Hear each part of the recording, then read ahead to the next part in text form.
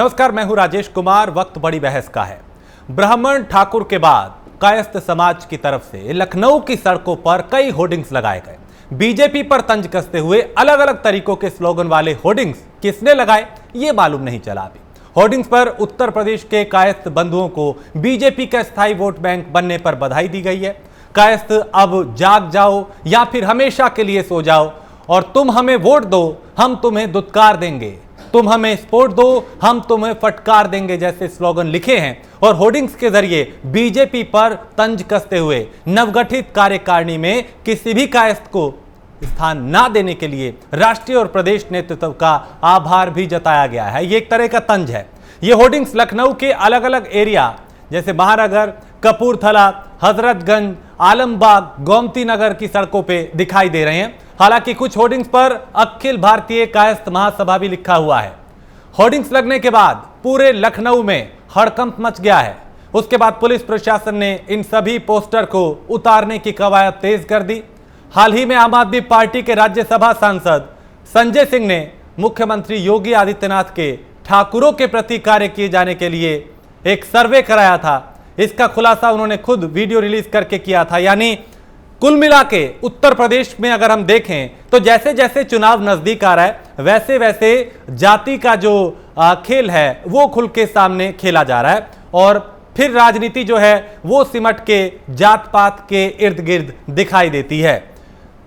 ये चूंकि इससे पहले ब्राह्मणों की अनदेखी के आरोप लगते रहे हैं सरकार पे, विपक्ष लगातार इस बात का जिक्र करता रहा है। अब कायस्थ समाज, ये तस्वीरें देखिए, इस तरह के जो होर्डिंग्स हैं वो कई जगह लगे हुए हैं, जगह जगह लगे हुए हैं मुख्य चौराहे पे, और इनमें साफ लिखा गया है कि कैसे अवहेलना की जा रही है कायस्थ समाज की, और इसी को आधार बनाकर विपक्ष भी लगातार सरकार पर हमलावर है। तो आखिर पोस्टर पॉलिटिक्स जो है उत्तर प्रदेश में वो एक बार फिर हावी होने लगी है। पोस्टर वॉर यहां पे दिखाई दे रहा है। इससे पहले समाजवादी पार्टी ने की तरफ से भी एक नेता ने पोस्टर लगाए थे और उसमें मुख्यमंत्री को बताया गया था कि वो ब्राह्मण विरोधी हैं। उस पर भी खूब सियासत हुई थी, खींचतान हुई थी। अब ये नए पोस्टर लखनऊ की सड़कों पे दिखाई दे रहे हैं। कायस्थ समाज की जो नाराजगी है वो इसमें दिखाई दे रही है। तो ठाकुर ब्राह्मण के बाद कायस्थ समाज की तरफ से लखनऊ की सड़कों पे कई होर्डिंग्स लगाए गए हैं और इसमें बीजेपी पर तंज कसते हुए अलग अलग तरीकों के स्लोगन लिखे हैं, जिसमें लिखा है उत्तर प्रदेश के कायस्थ बंधुओं को बीजेपी का स्थायी वोट बैंक बनने पर बधाई, कायस्थों अब जाग जाओ या फिर हमेशा के लिए सो जाओ, और तुम हमें वोट दो हम तुम्हें दुत्कार देंगे। इस तरीके के पोस्टर लगे हैं। इसके अलावा तुम हमें सपोर्ट दो हम तुम्हें फटकार देंगे जैसे स्लोगन भी लिखे हैं, और पोस्टर के जरिए बीजेपी पर तंज कसते हुए नवगठित कार्यकारिणी में किसी भी कायस्थ को स्थान ना देने के लिए राष्ट्रीय और प्रदेश नेतृत्व का आभार जताया गया, आभार जता के तंज कसा गया है। तो होर्डिंग्स लखनऊ की अलग अलग सड़कों पे दिखाई दे रहे हैं। प्रशासन उसके बाद हरकत में आया, लेकिन इन पोस्टरों ने एक बार फिर उत्तर प्रदेश में सियासत को गरमा दिया है। राजनीति पूरी तरीके से गरमा गई है, क्योंकि कभी ठाकुर अवहेलना का आरोप लगाते हैं, कभी ब्राह्मण जो है वो कहते हैं कि उनके खिलाफ अत्याचार हो रहा है। ऐसा विपक्षी पार्टियों का कहना है कि ब्राह्मणों पे अत्याचार हो रहा है। कभी राम परशुराम की बात होती है। तो जो जात पात की जो राजनीति है वो एक बार फिर हावी होने लगी है। तो क्या 2022 का जो चुनाव होगा वो बुनियादी मुद्दों से इतर होगा? क्या वो जात के आधार पर लड़ा जाएगा?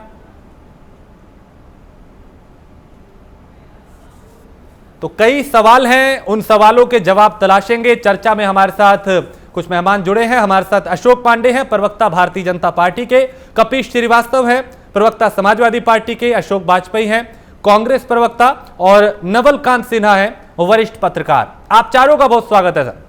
सबसे पहले अशोक जी आपके पास आऊंगा और आपकी प्रतिक्रिया मैं चाहता हूं इन पोस्टरों पे जो लखनऊ की सड़कों पे लगे हैं, जिसमें कायस्थ समाज खुद की अवहेलना की बात कर रहा है।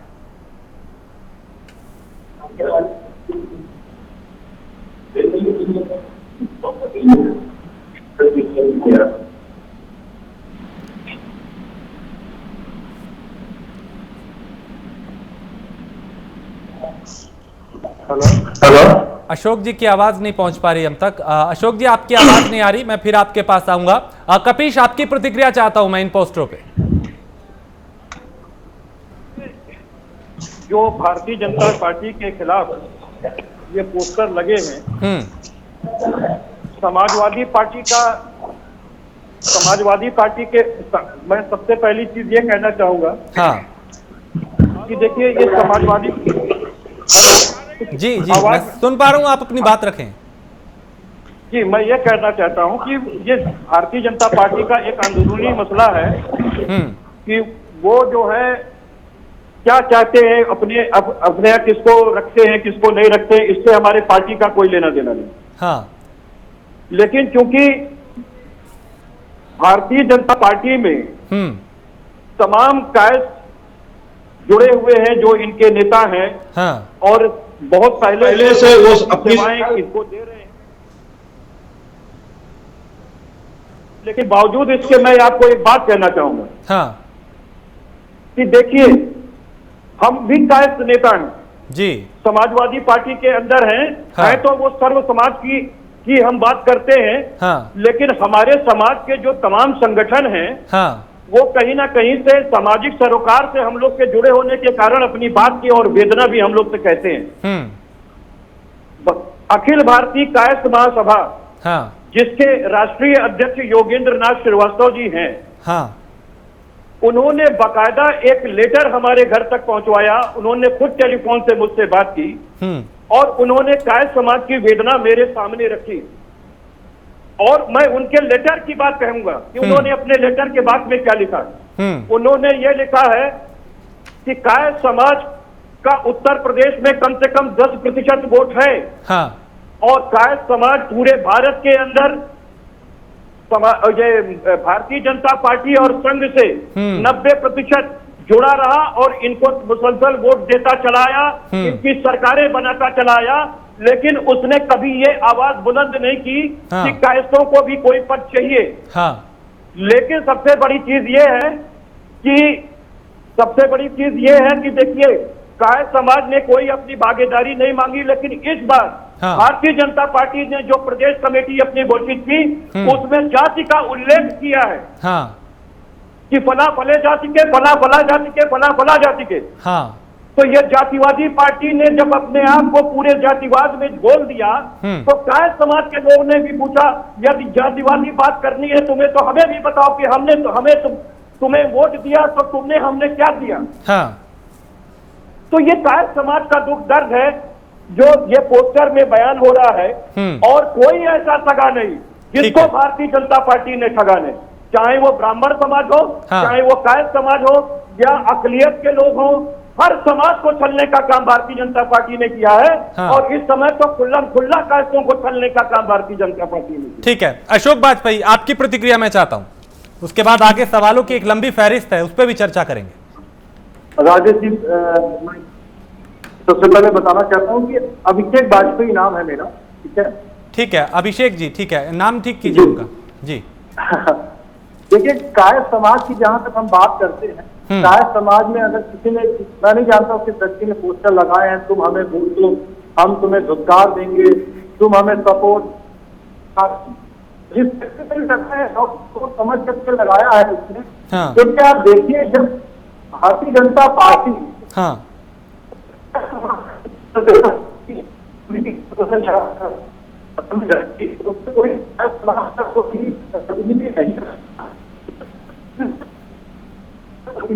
होगा तो कायस्थ समाज की सुनेगा कौन? क्योंकि आप जानते हैं कि अगर प्रतिनिधि नहीं है तो कोई सुनने वाला नहीं है। अगर आप उदाहरण के तौर पे देखिए, मैं इंडिया के यहाँ के प्रवक्ता बता दूं, हरीशचंद्र श्रीवास्तव जी को भी इन्होंने पद मुक्त कर दिया, जो कि तकरीबन नहीं बनाया उन्होंने। अगर भारतीय जनता पार्टी ने नहीं बनाया है तो आखिर विचारणीय प्रश्न है कायस्थ समाज के लिए। और अगर आप देखिए पुराने टाइम पे चले जाइए, बहुत थोड़ा सा पीछे चले जाइए, तो मोदी जी ने बनारस में श्यामदेव राय चौधरी जी हुआ करते थे, जो कायस्थ समाज में बहुत बड़ा नाम हुआ करते थे। कितनी बार विधायक उन्होंने जीता हुआ उनका टिकट काट दिया।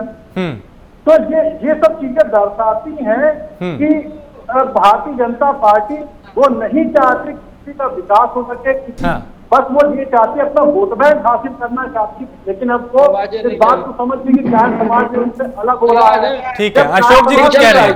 हाँ, अशोक पांडे कुछ कह रहे हैं। ये आपको बता दें, आप जाने इसको ठीक करो, आपको बता दें कि हमारी पार्टी जातिवाद में विश्वास नहीं करती। अगला पिछड़ा हिंदू मुसलमान चूंकि इस समय चुनाव 1 साल बाद होना है, तो इस तरह की बातें होने लगी। आपको बता दें, हमारी पार्टी में लाल बहादुर शास्त्री के पुत्र भारतीय जनता पार्टी सुनील शास्त्री जी है। हमारी पार्टी में उनके नाती सिद्धार्थनाथ जी मंत्री हैं। और सुन लीजिए, और श्याम देव राय चौधरी कायस्थ समाज के नहीं थे। तो यार क्या हो गया? ब्राह्मण है, मुस्लिम है, दलित है, लिख के संबोधित करने लगी। अरे आप जात बिरादरी की बात करते हैं, आप तो ब्राह्मण के और सुन लीजिए, और हमारे सौरभ श्रीवास्तव विधायक हैं। ये लोग सीधे इस समय चूंकि चुनाव आ रहा है, तो इस तरह की गतिविधियां चला रहे हैं।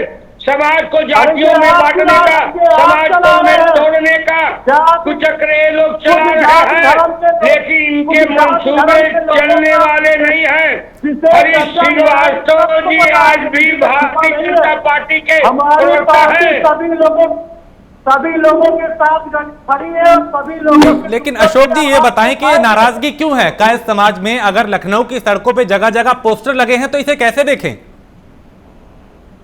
देखिए, आपको बता दें कि अभी आपको याद होगा, इसके ओम प्रकाश राजभर शुरू हो गए कि बिरादरी के साथ अपमान जो हो रहा है और नौटंकी बतियाने लगे।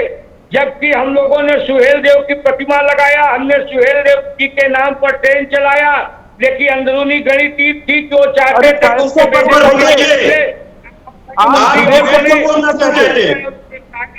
का लोग लगा के। आप बताइए, क्या बिगाड़ा था कि पूरे प्रदेश कार्यकारिणी में ना एक पदाधिकारी आपने कैद किया, आपने कार्यकारिणी का सदस्य दिया है। आपने आखिर मुसलसल उनके रक्तों का शोषण किया है। आपने एक भी कायद को राज्यसभा या एमएलसी बनाने का काम क्यों नहीं किया? क्योंकि आपकी उत्तरदायी होती है। 90% आपको कायद जो है वो लगातार वोट देता आया है। उसने भले किसी पार्टी को वोट दिया चाहे ना दिया, आपके कथित जाल में फंसकर, आपके कथित राष्ट्रवाद में फंसकर उसने वोट दिया है। लेकिन उसने भी अब आपको पहचान लिया है कि भारतीय जनता पार्टी कोई राष्ट्रवादी पार्टी नहीं है, राष्ट्र को क्षति देने वाली पार्टी है। ये सरकारी नौकरियों के विरुद्ध पार्टी है। ये पुरानी पेंशन नहीं देने वाली पार्टी है, ये छीन लेने वाली पार्टी है। कायस्थों ने भी आपको खूब पहचान लिया। राजेश जी, अभिषेक, शायद मुझे लगता है भारतीय जनता पार्टी को लगता है एक बदतमीज प्रवक्ता जो संबित वक्ता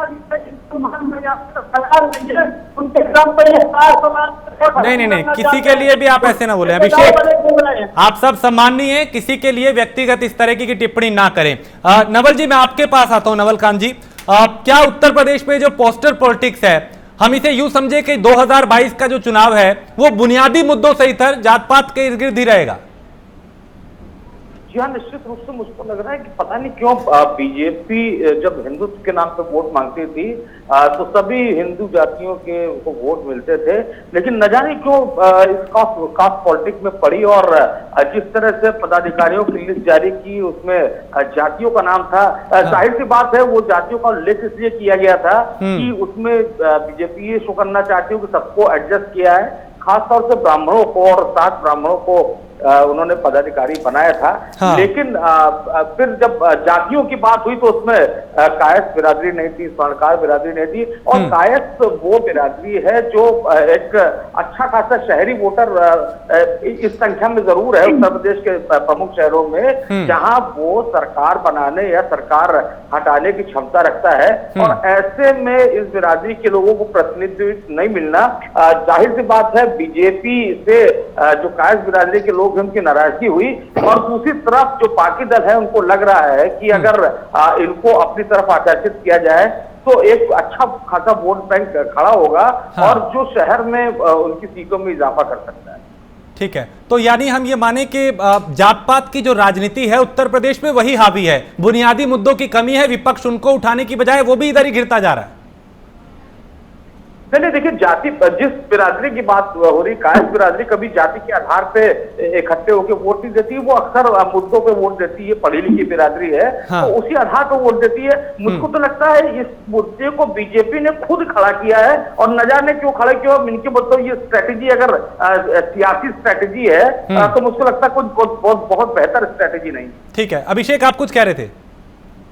मैं ये कह रहा था कि देखिए, अगर आप देखेंगे काफी सारे समाज ये हैं, काफी सारे समाज ऐसे हैं जो शिक्षा को बहुत महत्व देते हैं। कायस्थ समाज उन्हीं में से एक है। अगर पांडे जी कह रहे हैं मैंने बहुत कुछ किया, हमारी पार्टी बहुत कुछ करती है, मुझे ये बता रहे कितने कितने कायस्थ समाज के लोगों को नौकरी दी, उनको क्या पता है कि व्यापार कितना परेशान है कायस्थ समाज के। अभी कुछ दिन पहले मेरी एक मीटिंग हुई थी तो उन्होंने मुझे बताया कि भाई साहब वो अपनी आवाज अपना दर्द व्यक्त कर रहे थे। कायस्थ पांडे जी को उनको पता नहीं है कि कितने सारे व्यापारी जो कायस्थ व्यापारी हैं वो परेशान होकर के इतने निचले स्तर पर पहुंच गए हैं कि आज उनके भुखमरी के कगार पर पहुंच गए हैं। शायद वो इस बात को भूल गए हैं कि शिक्षा में स्तर कम करने से समाज में कितनी सारी कठिनाइयां हो रही है। कांग्रेस पार्टी हमेशा सभी लोगों को साथ लेकर के चलने के लिए आतुर है और आगे बढ़ेगी उस चीजों को लेकर के। और जरूरत पड़ेगी तो हमारे प्रदेश अध्यक्ष श्री अजय कुमार लल्लू जी आगे बढ़ रहे हैं और हमारी राष्ट्रीय महासचिव प्रियंका गांधी जी के नेतृत्व में हर एक लड़ाई लड़ने के लिए सक्षम है। अशोक पांडे जी, आप पे वक्त वक्त पे अलग अलग आरोप लगते रहे हैं, कभी ब्राह्मणों को लेके, कभी ठाकुरों को लेके, अब कायस्थ को लेके भी विपक्ष आप पे हमलावर है। ऐसे में मुश्किल पार्टी के लिए और बड़ी होती जा रही है। देखिए, आपको बता दें, हमको सभी बिरादरियों का वोट मिलता है। हम सभी बिरादरियों के अंतिम आदमी के भले के लिए योजनाएं बनाते हैं। हमारी जो भी योजनाएं आई है सरकार बनने के बाद अंतिम आदमी के विकास के लिए आई है, ये अलग बात है। हाशिए पे खड़ा है तो निश्चित तौर पे इस तरह का षड्यंत्र रचेगा। अरे विकास के नाम पे जब विकास दुबे का काउंटर होता है, जब विकास दुबे का काउंटर होता है तो जतिन प्रसाद को लगता है कि ब्राह्मण खतरे में है, क्योंकि बिरादर उनकी राजी खतरे में थी। और फिर आपको बता दें कि श्रीमती प्रियंका वाड्रा जी जाती है रावण प्रदेश के अंदर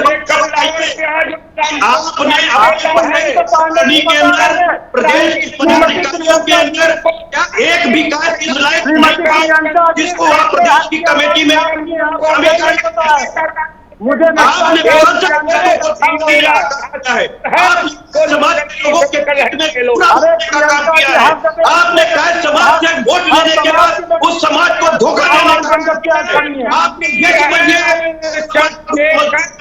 तो आप पूरी करेगा।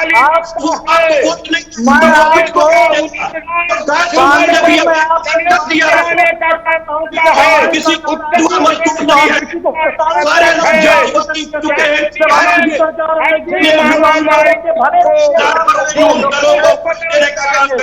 जनता को गुमराह करने का काम करते हैं। नहीं तो आप ये कह रहे हैं कि ये विपक्ष का काम है, विपक्ष गुमराह कर रहा है, मुद्दों से भटका रहा है, जो ये पोस्टर वोट हो रहा है, ये पॉलिटिक्स हो रही है, मुद्दों से भटका रहा है विपक्ष। जब विकास दुबे का काउंटर होता है, विजय मिश्रा गिरफ्तार होते हैं, कपिल श्रीवास्तव आज जिस पर डिबेट है, आप तुलसी बाबा क्यों नहीं समझते इस बात को? हाँ, कि आज जो है विषय दूसरी चीज है। आज विकास दुबे का मामला नहीं है। आप ये बताइए कि जब आपकी कार्यकारिणी में एक भी कायस्थ नेता नहीं है, ना कार्यकारिणी सदस्य है, ना पदाधिकारी है, और इस तरह के पोस्टर लग रहे हैं, उस पर बताइए कि क्यों ना आपको कहा जाए कि आप कायस्थ विरोधी हैं, क्योंकि 90% कायस्थ आपको वोट देते रहे हैं। आपकी जवाबदेही बनती है, भारतीय जनता पार्टी की जवाबदेही बनती है कि राज्यसभा के अंदर क्यों कायस्थ नहीं भेजा जाता है, क्यों एक भी मेयर का टिकट कायस्थ को नहीं दिया जाता है? क्यों एमएलसी के अंदर कोई कायस्थ नेता आपका नहीं भेजा जाता है? हाँ। केवल मीडिया के पैनल बैठा करके और अपने अभिषेक आ रहा हूं, पहले जवाब ले लेते हैं। आपको समाजवादी पार्टी से सीखना चाहिए कि कैसे कायस्थों को मानव सम्मान दिया जाता है। समाजवादी पार्टी ने कायस्थों को सम्मान देने का काम किया। कपिल श्रीवास्तव को राष्ट्रीय प्रवक्ता बनाया है समाजवादी पार्टी ने। इसी समाजवादी पार्टी ने दीपक रंजन श्रीवास्तव जी को प्रदेश सचिव बनाया है। इसी ने विनय श्रीवास्तव जी को प्रदेश सचिव बनाया है। हमारी समाजवादी पार्टी 11 अक्टूबर को जयप्रकाश नारायण जी का जन्मोत्सव पूरे धूमधाम से मनाती है और इसका आयोजन दीपक रंजन जी और मंडल के हम सदस्यगण के द्वारा किया जाता है। कपिश, सवाल आपसे है, सियासत तो इस तरीके की होती रही है, क्योंकि कुछ दिन पहले समाजवादी पार्टी ने भी जिला अध्यक्ष और कुछ दूसरी लिस्टें जारी की थी जिसमें आप लोग ब्राह्मणों पे अत्याचार की बात कर रहे थे, लेकिन उसमें एक भी ब्राह्मण नहीं था। तो ऐसा तो होता रहा, देखिए दल करता रहा अपने तरीके से। अंजनी जी, प्रदेश कार्यकारिणी में प्रमुख पदों पे मेरे यहाँ ब्राह्मण है, राष्ट्रीय कार्यकारिणी प्रमुख प्रदेश पद में मेरे ब्राह्मण है। जिले के अंदर अभी केवल 12-13 लिस्ट जारी की गई है। ये आरोप नहीं लगाया जा सकता है। दूसरी चीज आप देखिए, अंबिकेश श्रीवास्तव को जिला अध्यक्ष सिद्धार्थ नगर समाजवादी पार्टी ने अभी मनोनीत किया योजन सभा का। मुलायम सिंह यूथ ब्रिगेड का नगर अध्यक्ष जो है वो ये क्या बोलते हैं, ये कानपुर से श्रीवास्तव जी को नियुक्त किया गया है। तो ये आखिर कायस्थों की ही तो राजनीति हो रही है। आप देखिए, शत्रुघ्न सिन्हा जी की पत्नी को हमारी पार्टी ने लोकसभा का टिकट दिया, राहुल सक्सेना जी को झांसी से मेयर का टिकट दिया, और आप देखिए मुकेश श्रीवास्तव जी को प्रयागपुर से विधायक बनाया, सतीश निगम जी को कानपुर से विधायक बनाया। ठीक है, अशोक पांडे तो इस तरह से मुसलसल हमारी पार्टियों ने कायस्थ का सम्मान दिया, जबकि कायस्थ समाज के वोट भारतीय जनता पार्टी को पड़ते रहे। इसलिए मैं अपने राष्ट्रीय अध्यक्ष जी का कृतज्ञ हूं कि उन्होंने कम से कम समतामूलक समाज की स्थापना के लिए कायस्थ समाज को का भी सम्मान बढ़ाने का काम किया है। ठीक है, अशोक पांडे। देखिए, आपको बता दें, जब से विकास दुबे का काउंटर हुआ, विजय मिश्रा गिरफ्तार किए गए। विकास दुबे की पत्नी जिला पंचायत की सदस्य समाजवादी पार्टी से थी, तो ये लोग परशुराम की मूर्ति लगाने लगे। और जिस नेताजी ने भगवान श्री राम के मंदिर, जिस समाजवादी पार्टी ने आपके प्रदेश कमेटी की लिस्ट जारी की है, समाजवादी पार्टी ने आपके प्रदेश कार्यकारिणी की लिस्ट जारी की है, समाजवादी पार्टी ने षड्यंत्र किया कि किसी को आप कार्यकारिणी सदस्य बनाइए, पदाधिकारी ना बनाइए। अभिषेक दूसरों को दायित्व कैसे कर सकते हैं? आपने तो होने का काम कर दिया। तो आपके यहाँ के वरिष्ठ प्रवक्ता आपने कभी सम्मान नहीं रखा। लखनऊ के अंदर और विधायक है, चलाया तो गरीब अमीर नहीं देखा, अंतिम आदमी को देखा जनता। तो सभी है, आपने बकायदा अपने लिस्ट में किया है। आपके प्रदेश अध्यक्ष जो है वो जो है वो हिंदू नहीं देखा, देखा सबको तोड़ने का चक्र लोग कर रहे हैं। सिद्धार्थ सिंह को हटाया गया है, उनका डिमोशन किया गया है। अभिषेक वाजपेयी, आप अपनी टिप्पणी करें। अजय जी, ये अंदर की खबर जैसा अभी मुझे ज्ञात हुआ है कि कुछ पुराने इनके कार्यकर्ता और कुछ पुराने पदाधिकारियों की हरकत है, वो पार्टी के खिलाफ करके नहीं बोल सकते, तो उन्होंने पोस्टर मार्क माध्यम से इनको प्रेजेंट किया हुआ है। इस तरह समाज को पूछो, वोट के लिए जाओ भूल। तो अब पुराने कार्यकर्ता भी घूम करके नहीं आ रहे, लेकिन बैक डोर से जरूर सामने आ रहे हैं, और ये आने वाला समय इनको बताएगा, जिससे बता रहे हैं पांडे जी। आप लोग ब्राह्मण बनाइए, टोपी पहना है मुसलमान बनाइए,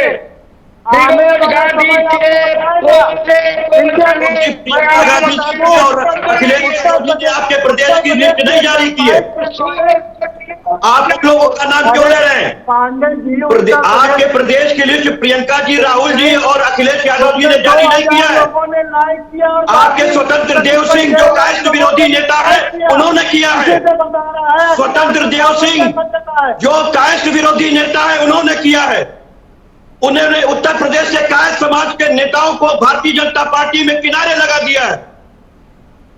योगी आदित्यनाथ भी कायस्थ समाज के विरोधी व्यक्ति हैं।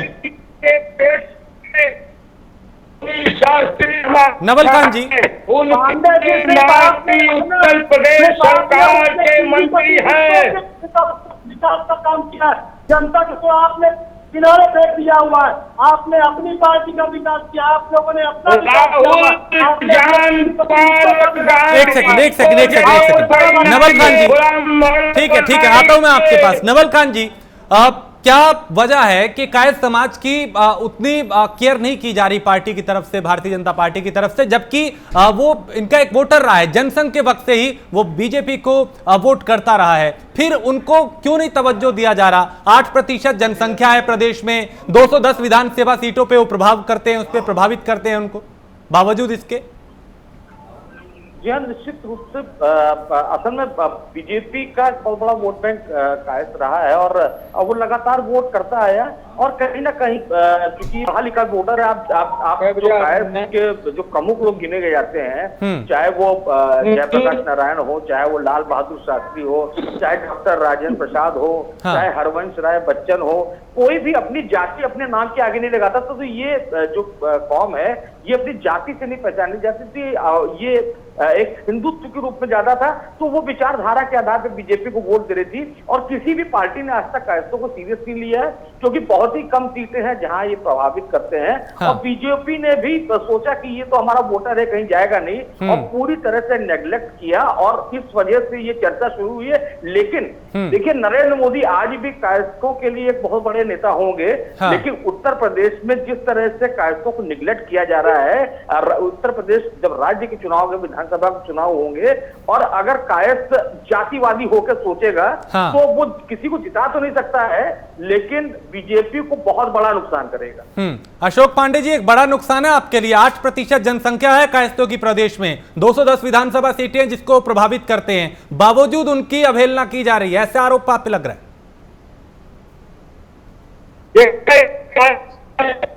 ये जरूर पोस्टर भरने लगा हो, लेकिन उत्तर लाल बहादुर शास्त्री के बेटे सुनील शास्त्री जी हमारे साथ हैं। उत्तर प्रदेश सरकार में सिद्धांत चेंज किया मंत्री है, उनको आपने डिमोशन क्यों किया? आपने उनसे चिकित्सा स्वास्थ्य मंत्रालय क्यों छीन लिया? विधायक क्योंकि वो ईमानदार व्यक्ति थे, लखनऊ ऊपर कमा के पहुंचा नहीं पा रहे थे, इसलिए आपने छीनने का काम किया। आपने सिद्धार्थनाथ सिंह के भाई को मेयर का टिकट मिलना था, लेकिन नंदी जी के पत्नी को 7 करोड़ रुपए दे करके आप लोगों ने सिद्धार्थनाथ सिंह के छोटे भाई का टिकट काटने का काम किया। आप लोग कास्ट विरोधी हैं, आप लोग कास्ट विरोधी हैं। अबे हमसे ज्यादा जानकार है। 7 करोड़ ये लोग नंदी जी की पत्नी को 7 करोड़ रुपए दे करके सिद्धार्थनाथ सिंह के भाई का टिकट क्यों काटा आपने? इनको लगता है 7 करोड़ रुपए लेकर के नंदी जी के पत्नी का को टिकट दिया है आपने, और आपने लाल बहादुर शास्त्री के नाती को टिकट काटने का काम किया है। जो सिद्धार्थनाथ सिंह के छोटे भाई थे वो मेयर प्रत्याशी थे, क्योंकि वो पैसा नहीं दे सकते थे, इसलिए भारतीय जनता पार्टी ने उनका टिकट काटने का काम किया। करने लगते हैं।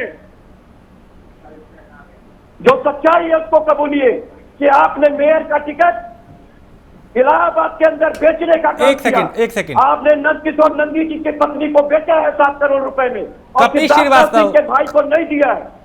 कपिश जी, यह मेरा गहरा आरोप है। कपिश जी, क्या हम ये माने कि उत्तर प्रदेश में जात पात के बिना आगे नहीं बढ़ा जा सकता? उसके बिना आप लोगों को लगता है कि चुनाव नहीं जीता जा सकता, इसलिए पूरा जो मुद्दा है वो कहीं ना कहीं अब जैसे जैसे 2022 आ रहा है, बोतल से वो जिन निकल रहे हैं जाति के, और उसी के आधार पर घेरा जा रहा है, कोशिश की जा रही है कि उस वोट बैंक को अपने खाते में किया जाए।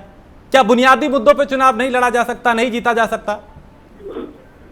बुनियादी मुद्दों आपने बहुत ही मर्मस्पर्शी प्रश्न किया। अब तुलसी बाबा बोल रहे तो फिर मैं बोलूं। हाँ, कपिश जी, मैं ये कह रहा हूं कि आपने बड़ा बुनियादी बातें सुनी। देखिए, हम अपनी बात कहते हैं कि समाजवादी पार्टी समता मूलक समाज की स्थापना के लिए गठित की गई 1992 में आदरणीय मुलायम सिंह यादव जी के नेतृत्व में। और उस समय भी आप देखिए कि जो हमारे पिलर थे उसमें बेनी प्रसाद वर्मा जी थे, उसमें आजम खान साहब थे, उसमें जो है वो मिश्रा जी थे, जनेश्वर मिश्रा जी थे। तो कहने का मतलब यह था कि सभी धर्म जाति के लोगों को स्थापना लेकर के ही की गई और अंत तक साथ लेकर के चला गया। और आज भी बताएं, अगर हम परशुराम मूर्ति की बात करते हैं तो इनको लगता हम जातिवादी हो गए। अरे हम भगवान राम की बात करेंगे तो आप कह देंगे कि ये क्षत्रियवादी हो गए। तो ये तो इनके कहने का आरोप है। समाजवादी पार्टी ने कभी भी अपने प्रदेश कार्यकारिणी, राष्ट्रीय कार्यकारिणी या जिला कार्यकारिणी घोषित करने की बात की तो उसमें जातिगत कहीं संज्ञा नहीं दी थी कि कितने क्षत्रिय, कौन क्षत्रिय है, कौन बनिया है, कौन वैश्य है, कौन शूद्र है। लेकिन कपीश भाई, कपीश जी, लेकिन अब समाजवादी पार्टी भी समाजवाद की बातें कहां कर रही है? वो भी तो जात पात के इर्द गिर्द ही दिखाई देती है। घेर भी सरकार को उसी मुद्दे पे रही है, साधने की कोशिश भी उसी पे कर रही है। समाजवादी पार्टी तो समाजवाद की बातें करती है ना। बिल्कुल, इसीलिए आपने देखा होगा कि माननीय अखिलेश यादव जी के नेतृत्व में जो हमारी 2012 से 2017 की सरकार रही, उसने सभी धर्म और जाति और सबके कल्याण के लिए, सर्व समाज के काम के लिए किया। उन्होंने अगर मेट्रो बनाई तो सभी चल रहे हैं। उन्होंने अगर आगरा एक्सप्रेस वे बनाया, सब चल रहे हैं। उन्होंने तमाम हॉस्पिटल बनाए, चिकित्सालय बनाए, बाल चिकित्सालय गोरखपुर के अंदर बनाया। उन्होंने पूर्वांचल एक्सप्रेस वे की 90% जमीन दी। उन्होंने जो किसान मंडी विकसित कर रहे थे वो सभी के लिए कर रहे थे। उन्होंने 18 लाख अगर लैपटॉप बांटे तो सभी के बच्चों को बांटे थे, उसमें किसी एक धर्म जात की बात नहीं थी। उन्होंने अगर 50 लाख विधवा पेंशन योजना, अगर उन्हें समाजवादी पेंशन योजना चलाई थी जिसको इन्होंने बंद करने का काम किया, तो उन्हें सभी समाज के लोगों को देने का काम किया था। उन्होंने लोहिया आवास के नाम पे सभी गरीब समाज को आवास देने का काम किया। इसलिए भारतीय जनता पार्टी की सरकार है। ये समय समय पर धर्मवाद लेकर आ जाती है, समय समय पर जातियां बताने लगती है, यहाँ तक यह आमादा हो जाती है कि यह हनुमान जी की जाति और उनको दलित बताना शुरू कर देती है। तो ये लोग हैं जाति सूचक शब्दों से लोगों को संबोधित करते हैं। ये है जो समाज में बिखराव पैदा करते हैं। तो इनके ऊपर लगाम लगानी चाहिए। अशोक पांडे, समाज के लोगों से अपील करता हूँ, अशोक पांडे, भारतीय जनता पार्टी जो छद्म राष्ट्रवादी, छद्म धर्मवादी, छद्म हिंदुत्ववादी है, उसको इस बार आपको पटक करके सबक सिखाना होगा, क्योंकि इसने कायदों का मान मर्दन करने का काम किया है। ठीक है, अशोक पांडे। देखिए, आपको बता दें कि हम तो जब अपनी उपलब्धियां गिनाएंगे तो इनकी जबान पे जब्त हो जाएगी। हमने आप गिनाइए, मैं गिनने के लिए तैयार हो जाऊंगी। आप बताइए, जातियों के लिए, गरीबों के लिए बनाया। आपको बनारस की बात बता दीजिए, बनारस के लिए बनाया। उज्जैन बताइए, गंगा का जो बनाया उसकी सजा पर खा गए। गंगा आयुष्मान गरीब आदमी का इलाज आप दाऊद इब्राहिम को वापस नहीं ला पाए। आपने नहीं डाले, आपने धोखा देने का काम किया है। प्रजापति के लिए मुलायम, आपने -23 की जीडीपी दी है देश को। आपने 23 सार्वजनिक नगर निगम कारखानों को बेचने का काम किया है। आपने रेलवे को बेचने का काम किया। आपने सरकारी नौकरियों पे पाबंदी लगा दिया। आपने लोगों को बेरोजगार कर दिया। आपने एक काम इस देश के लिए, इस माँ भारती के लिए इस लायक नहीं किया। अभिषेक वाजपेयी, माँ भारती किसी ने को रोक रहा है। अभिषेक, क्या विपक्ष के पास मुद्दों की कमी है या फिर विपक्ष को लगता है कि बिना जात पात के उत्तर प्रदेश में चुनाव नहीं जीता जा सकता बुनियादी मुद्दों पे बात करके, इसलिए गाड़ी लौट के वहीं उसी इर्द गिर्द आ जाती है, कभी पोस्टर पॉलिटिक्स, कभी जात पात की बात होने लगती है?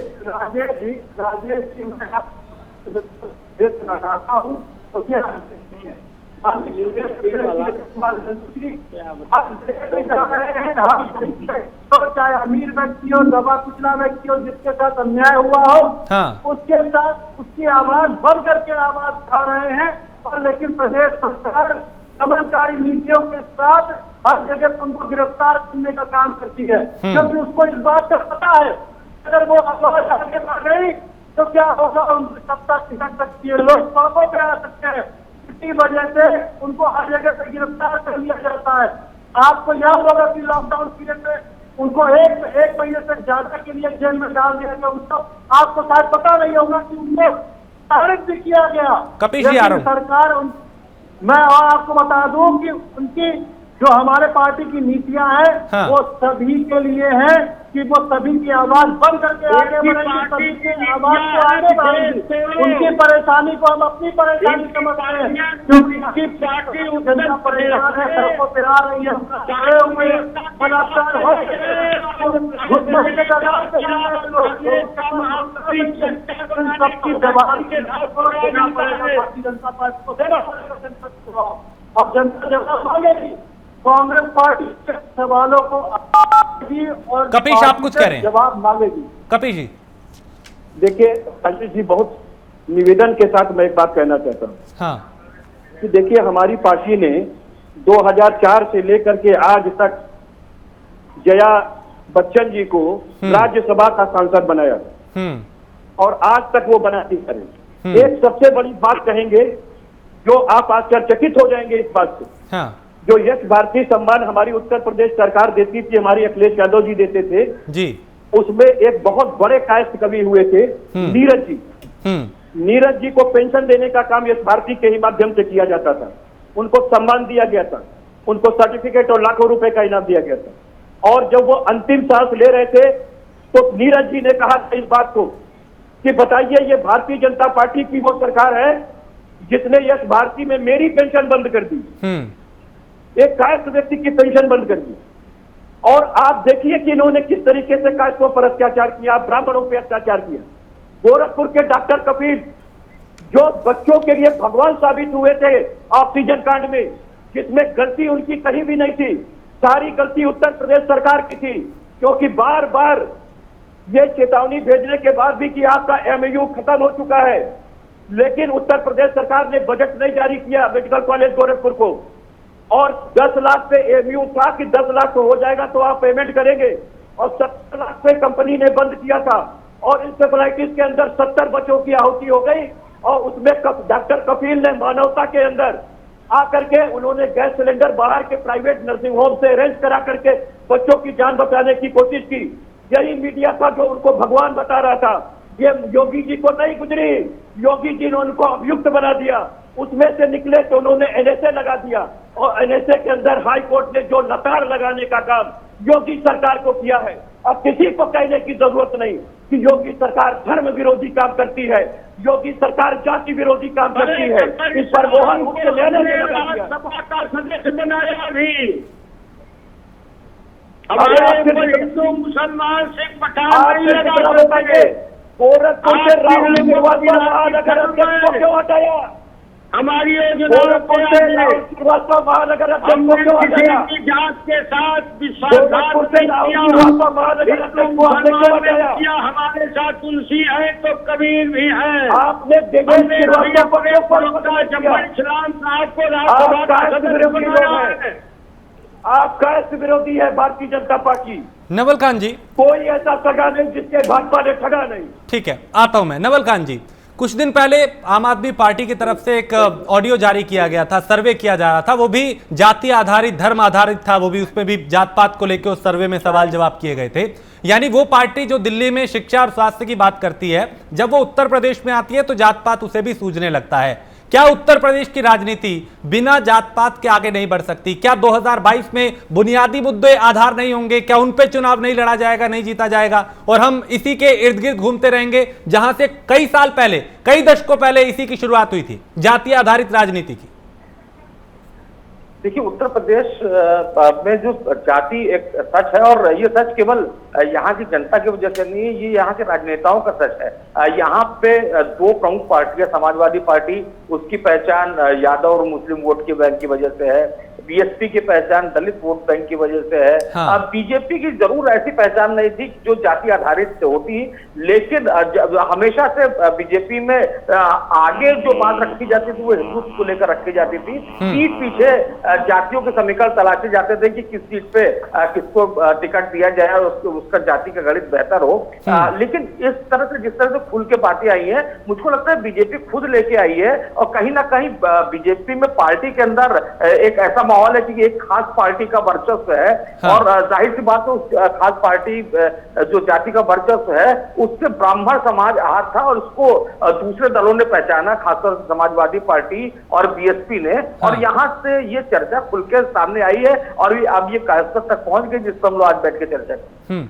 तो नवलकांत, क्या हम ये माने कि जो विपक्ष भी है वो भी इन्हीं मुद्दों के इर्द गिर्द घूम रहा है और इसी पे सरकार को घेर रहा है? उन्हें लगता है कि यही मुद्दे आधार बना के अगर सरकार को घेरेंगे तो शायद वोट मिल जाए।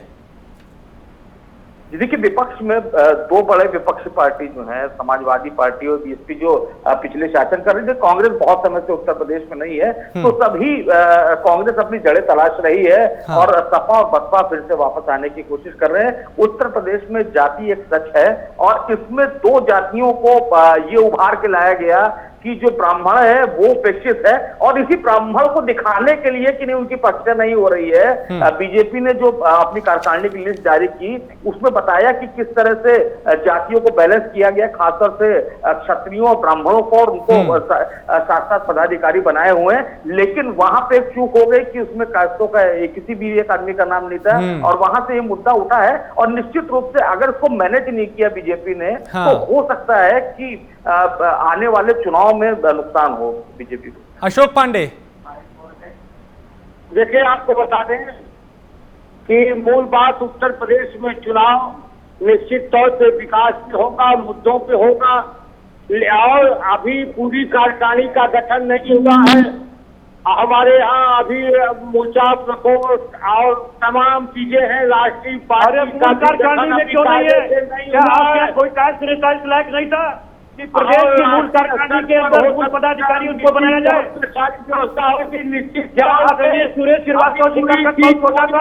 क्या हरीश श्रीवास्तव जी का कद छोटा था? क्या नवीन श्रीवास्तव जी का कद छोटा था? क्या सिद्धार्थ सिंह जी के भाई का कद छोटा था? हमारे यहाँ हिंदू मुसलमान हरीश श्रीवास्तव जी का कद छोटा था? एक कराने का प्रयास करेंगे विपक्ष के लोग। हम जनता हमारे ऊपर विश्वास करती है। नहीं, विश्वास कर रही है वो ठीक है, आपको वोट दिया वो भी ठीक है, सरकार बनाई वो भी ठीक है, लेकिन जिस जात पात के आप खिलाफ रहते हैं या आप कहते हैं कि हम विकास की बात करते हैं, लगता है उसमें भी आप भी घिरते जा रहे हैं। उसे गेस्ट हाउस में मारने का प्रयास किया था, क्या करेंगे दलित विरोधी लोग?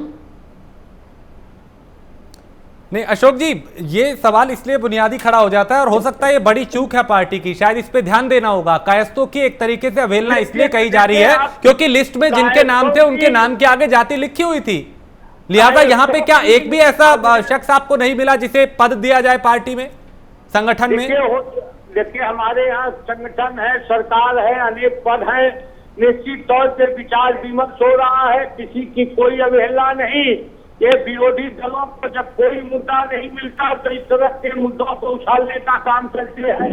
आप इन लोगों को जानते ही हैं, ये लोग अपने को दलित प्रेमी करते हैं। साउथ कांड में उत्तर प्रदेश की एक तो महिला दलित बलियों का इस तरह बलात्कार भारतीय जनता पार्टी रोक नहीं पा रही है, उसको ऊपर अत्याचार कर रही है। अभिषेक की आवाज उठाएं, अभिषेक कुछ कह रहे हैं। लोग दलितों के ऊपर आप क्या दलितों की बात करते हैं? आज पार्टी कहा करते थे, आज आपने उनके खिलाफ विकास किया है। जिस ब्राह्मण बनिया और कायस्थ की पार्टी कहलाते थे, और आपने इन तीनों समाज के ऊपर पीठ में छुरा भोगने का काम किया है। आज ये तीनों समाज भी आपने हो गया है। सर एक एक करके बात रखें सर, तब समझ आएगी। एक एक करके अभिषेक, पहले आप अपनी बात रखें तभी दर्शकों को समझ आएगा, ऐसे सब लोग बोलेंगे तो कुछ समझ नहीं आ पाएगा सर। एक एक करके अभिषेक। राजेश जी, मुझे समझ नहीं आता कौन सी मुद्दे की बात कर रहे हैं। अगर विपक्ष सुरक्षा का मुद्दा रखे, अगर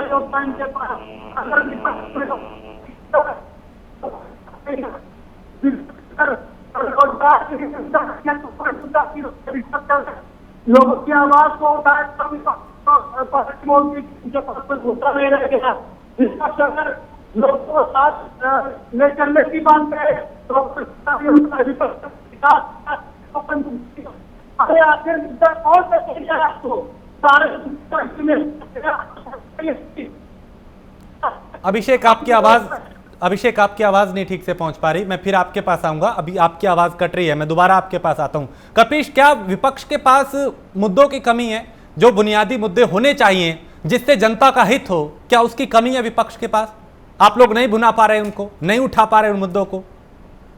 देखिए, बहुत सीधी सी बात है कि इस समय विपक्ष के पास इतने मुद्दे हैं कि मुद्दा विहीन अगर कोई है तो वो भारतीय जनता पार्टी है। इसीलिए इन्होंने अपनी प्रदेश की टीम भी जो गठित की, उन्होंने उसका जातीय विवरण दे दिया। अब अशोक जी सुन लीजिए, अशोक जी सुन लीजिए, फिर जवाब दे दीजिएगा। आप बहुत पढ़े लिखे और अच्छे समाज से आते हैं, मैं निवेदन करना चाहता हूँ।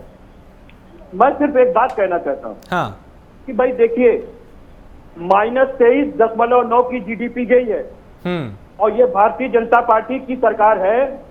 जो भारत के विभाजन के समय भारत जब स्वतंत्र हुआ था तो भी भारत में जो जंग रवि राइफल्स थी और जो हमको राजस्व मिला हुआ था, उस समय भी देश की जीडीपी -23.9 थी।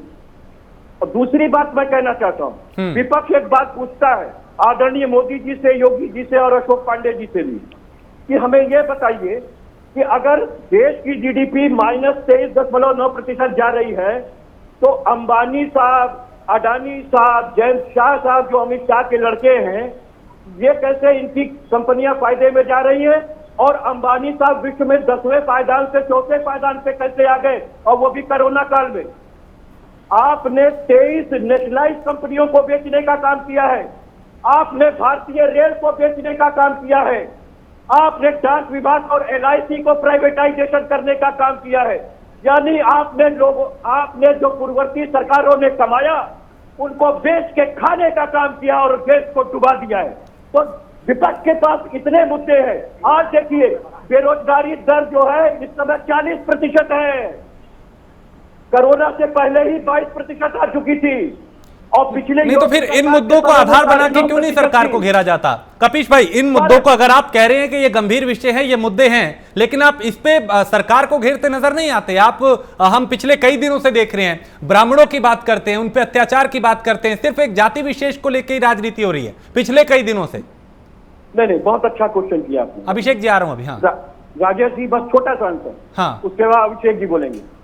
मैं एक चीज ये कहना चाहता हूँ कि देखिए, हम अपनी बात जो मुसलसल तरीके से कह सकते थे वो विधानसभा सत्र या संसद के मानसून सत्र में कह सकते हैं। हाँ। तो जो विधानसभा सत्र उत्तर प्रदेश का रहा, उसको मात्र इन्होंने केवल 3 दिन का दुहाई दे करके कोरोना का कर दिया, जिसमें कि 2 दिन इन्होंने केवल श्रद्धांजलि सभा किया और वो पूरा का पूरा विधानसभा सरेंडर करवा दिए।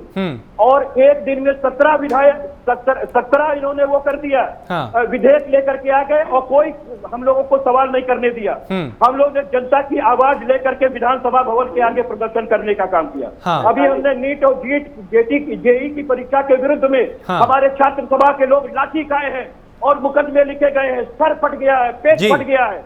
और आप देखिए, संसद के अंदर जो मानसून सत्र आ रहा है, केवल 4 घंटे का सत्र ये लेके आ रहे हैं, जिसमें से प्रश्नकाल इन्होंने समाप्त कर दिया। ठीक है, जवाब ले लेंगे। हाँ। भारतीय जनता पार्टी की सरकार इन मुद्दों पे जवाब नहीं देना चाहती है, विपक्षों से डरती है। माननीय प्रधानमंत्री जी ने आज तक एक भी प्रेस वार्ता नहीं की है। उनके में दम नहीं है कि वो प्रेस वार्ता कर दें। ठीक है, मैं अशोक पांडे से जवाब लूंगा कपिश, लेकिन अभिषेक भी कुछ कह रहे हैं, मैं उनका कमेंट भी जोड़ लेता हूं, फिर जवाब लूंगा। अभिषेक जी, देखिए राजेश जी, ये मोदी जी की आर्थिक नीतियों का कुफल है जो देश की व्यवस्था और देश और सामाजिक व्यवस्था खराब हो गई। नंबर 1 बात। नंबर दूसरी बात कि विपक्ष अपनी जिम्मेदारियों को बखूबी निभा रहा है, कांग्रेस पार्टी बखूबी निभा रही है। अगर आप देखिए, जो अर्थव्यवस्था खराब हुई है, लगभग 24% माइनस में 24% गिर गई है। माननीय सकती है और आएगी अगर हम आए तो देश की अर्थव्यवस्था सकती है। इस बात को चेताया तो इन लोगों ने मजाक उड़ाया। नंबर दूसरी बात। नंबर तीसरी बात, अब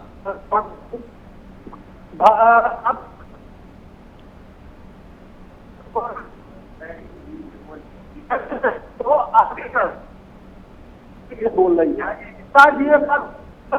ठीक है, 90% लोग हैं। और पहले से ही कर्ज में समय हमको और बैंकों से लोन ले। चलिए ठीक है, अशोक पांडे से जवाब ले लेते हैं आपकी दोनों बातों का और कपिश का भी। अशोक जी, आपने दोनों को सुना और गंभीर आरोप यही है कि जब बुनियादी मुद्दे उठाए जाते हैं तो विपक्ष की आवाज दबा दी जाती है, उन्हें बोलने नहीं दिया जाता।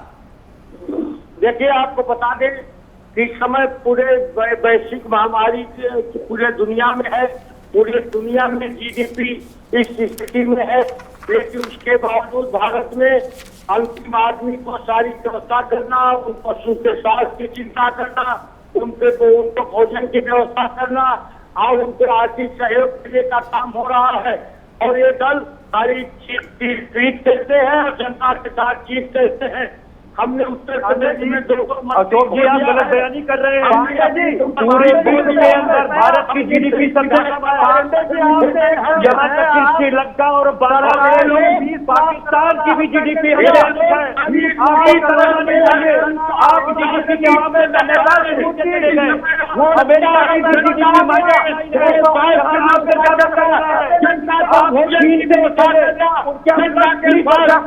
चल रही है। आप किसके आपके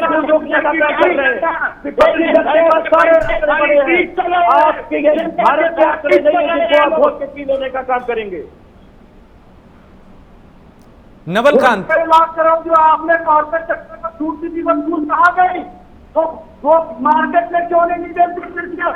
उनकी कॉर्पोरेट सेक्टर घराने में जाकर के उनकी जेब में पैसा चला गया। अरे जब हम करते हैं तो सोनिया जी कहती है लोकतंत्र की हत्या है। जरा पूछिए उनसे। राहुल गांधी कहते हैं 90% लोगों को कोरोना से डरने की आवश्यकता नहीं है। लोकतंत्र के हत्यारे हैं आप। एक सेकंड। हाँ, नवलकांत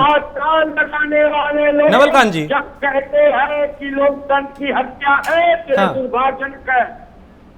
ठीक है नवलकांत जी, क्या विपक्ष को नए सिरे से नई रणनीति बनाने की जरूरत है मौजूदा वक्त में 2022 में अगर वापसी करनी है, या फिर आपको लगता है कि बिना जात पात की बात किए उत्तर प्रदेश की राजनीति में आगे नहीं बढ़ा जा सकता?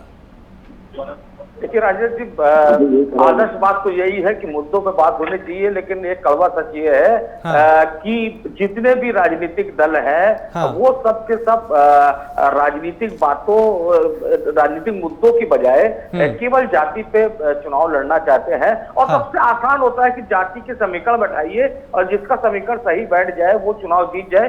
क्योंकि अगर मुद्दों की बात होगी, विकास की बात होगी, तो उत्तर प्रदेश का हाल आज तक आपको पता है कि उत्तर प्रदेश अन्य राज्यों की अपेक्षा कितना पिछड़ा हुआ है। तो जाहिर सी बात है सबके लिए सहूलियत जो है वो केवल जाति है। और बीजेपी जो इस तरह से खुल्लम खुल्ला नई जाति को लेकर राजनीति करती थी, उसने जो अपनी लिस्ट जारी की और जिस तरह से जातियों का उल्लेख किया, तो मुझको लगता है बीजेपी भी इस बार जातियों के आधार पर चुनाव लड़ने के मूड में है। और मुझको लगता है कि इससे बीजेपी को फायदा नहीं होने वाला है, फायदा उसको हिंदुत्व के मुद्दे पे ही होता है। नहीं, लेकिन नवलकांत जी, उत्तर प्रदेश में हमने देखा एक लंबे अरसे से जात के नाम पे राजनीति हुई है। मायावती जी को हमने देखा दलितों को उनको लेके राजनीति करती रही।